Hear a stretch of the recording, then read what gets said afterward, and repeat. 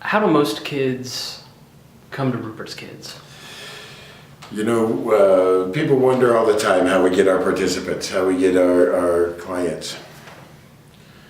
It's amazing. We are making new ones every day in this system that we have. We've got a steady stream of clients coming to us from the detention centers, from probation and parole, from the foster care programs that at 18, your birthday present is a boot out the door, from the streets. People hear about what we're doing and they call. You know, if you ask Georgette how many calls a day we get for people who try to get into our program, it's anywhere from 2 or 3 to 20 or 30 a day. People trying to get in. Our waiting list, we try not to keep more than 10 or 15 on our waiting list because you get discouraged. We're restricted now by the number of clients we can have because of the number of seats we have in a vehicle, because of the amount of dollars that we have to actually help. I would go bankrupt if I took every person that tried to get into this program. We can't do it yet. It takes $5,000 to $10,000 per person per year. Doesn't sound like a whole lot, but when you have 5, 10, 15, 20 kids in your program, it's a lot of money. And that's on top of paying their payroll and paying all their stuff. But that's money earned. Being able to show that the alternative to that, though, $50,000, $60,000, $70,000 a year for locking them up and keeping them in a detention center, creating more of a problem so they have no history besides the correctional facilities and they have no education. We create more career criminals. I'm asked all the time how we get our participants. And all it takes is 1 or 2 days of working with us, and you see. They come up to us as we're working on the streets. They come up to us here in the office. They come up to us on the phones. They get a hold of us through the mail. There are very few programs, as a matter of fact, I know of no others, in this city or any other city, that is doing what we do. We take those third strikers, those violent offenders, those lost children, and teach them how to be adults.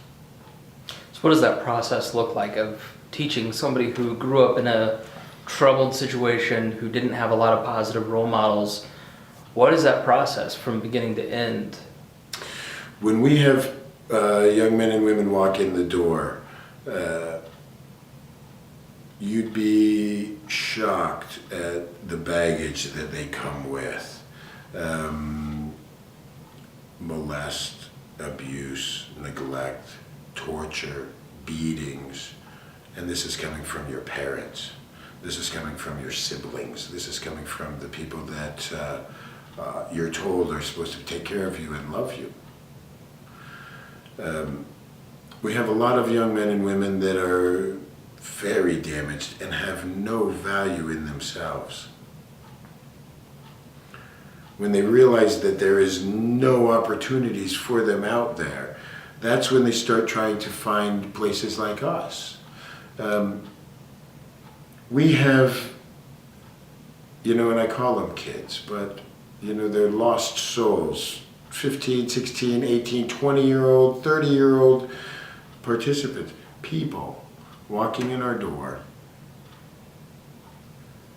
that were told by their family that they were worthless, were beaten and abused, were molested and neglected by people of authority in their world, by the people that are supposed to help and protect them. When you have your safety zone, your safety net hurting you, it's amazing what happens inside. These kids come to us just damaged. And like I teach our mentors, when you have a 20-year-old that's been shown all their life they are insignificant and worthless, they've been beaten,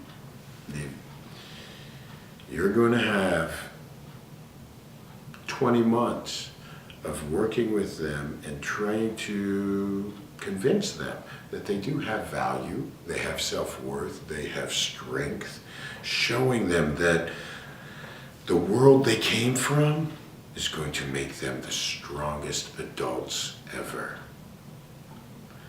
They can't blame that world for any of their problems, but they can't forget that world either.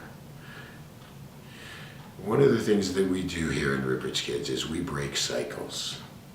A lot of young men and women that were beaten and abused, that were molested and neglected when they were children, end up doing that to their children. I can guarantee you that every one of our young men and women that go through our program understand what it is to be that parent that you always wanted, to be that daddy that grabs you and hugs you and kisses you instead of hurts you, to be that mommy that is always sweet and kind. Maybe not always, but you always know they love you. You have a lot of participants that have children of their own. I mean, how does the family picture fit into what you do on the mentoring side? One of the things, besides teaching our participants how they have worth,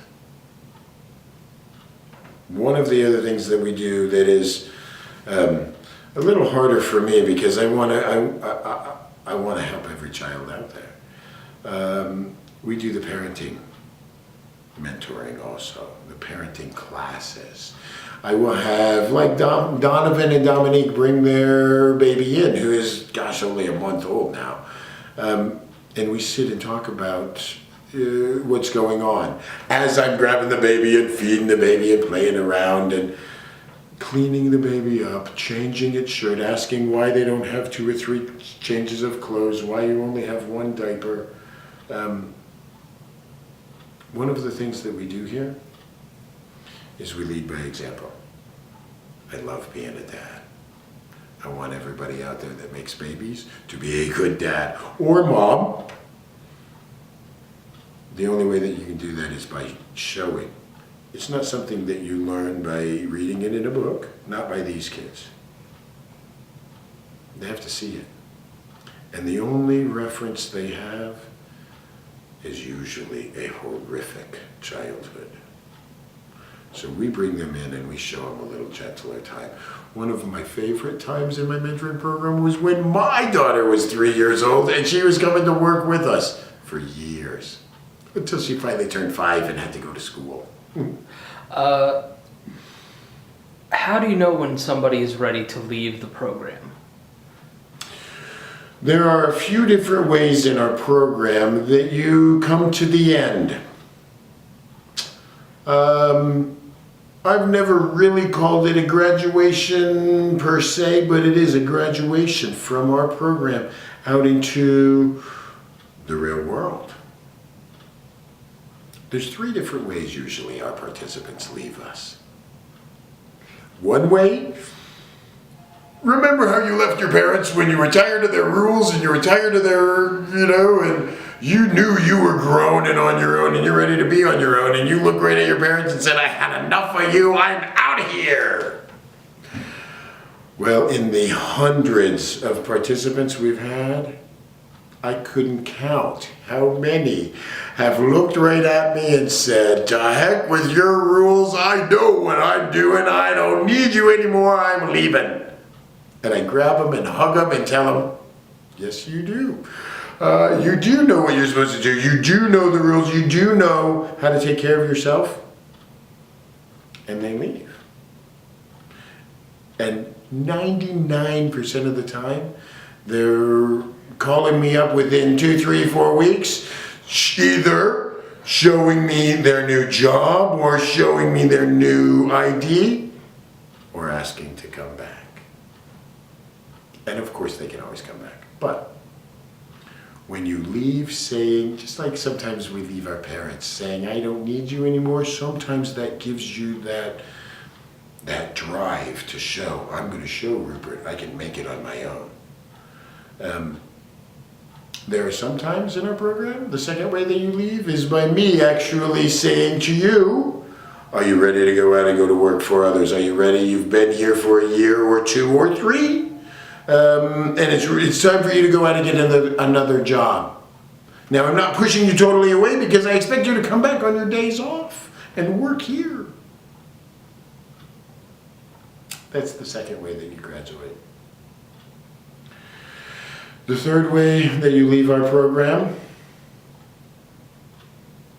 which doesn't happen as often as the other 2, but it still does happen.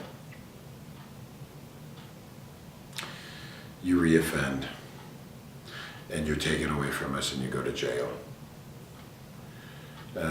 We don't fire people. We don't have the 3 strikes and you're out. When you mess up, there is always consequences. The bar is raised, but you're not thrown out of the program. I've had my program full of participants that were thrown out of other programs because the 3 strikes and you're out, or the 0 tolerance, or the whatever. So in our program, we don't really have a formal graduation.